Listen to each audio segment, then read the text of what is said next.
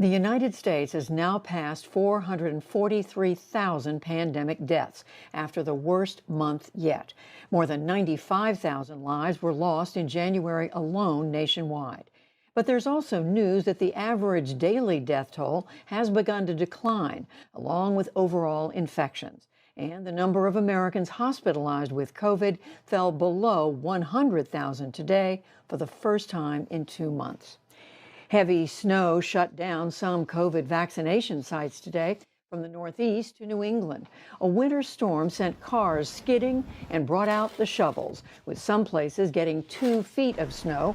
In New York and elsewhere, it meant more delays for people waiting for their shots. We don't want folks, especially seniors, going out in unsafe conditions to get vaccinated. We can take the supply we have and distribute it very quickly in the days to come and make sure everyone gets the appointments. But it's not safe out there today. So vaccinations are canceled today. They're also going to be canceled tomorrow. The storm also grounded hundreds of flights and disrupted rail service. The U.S. and other nations have condemned a military coup in Myanmar. The army seized power early today in the former Burma. Civilian leader Aung San Suu Kyi was arrested along with other officials. Police blocked access to the international airport in Yangon. Phone and internet service were cut in the country's capital. We'll take a closer look later in the program. In Russia, the Kremlin denounced mass protests in support of jailed opposition leader Alexei Navalny and defended mass arrests.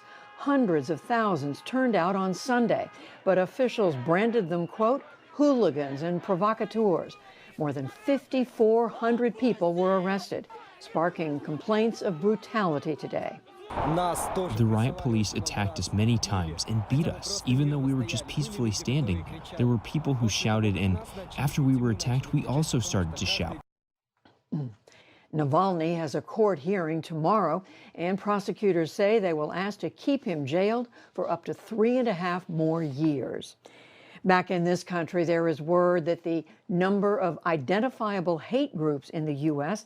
actually declined last year as extremists moved to online networks. The Southern Poverty Law Center reports that shift makes them more difficult to track. The report identified 838 such groups. That's down from a high of just over 1,000 in 2018. And on Wall Street, stocks recoup some of last week's losses. The Dow Jones Industrial Average gained 229 points to close near 30,212. The Nasdaq rose 332 points, and the S&P 500 added 59. Still to come on the NewsHour, seeds of insurrection, what we know now about what led to the siege on the Capitol. A coup in Myanmar leaves a Nobel Prize winner out of power. Our Politics Monday team break down President Biden's push for economic relief and much more.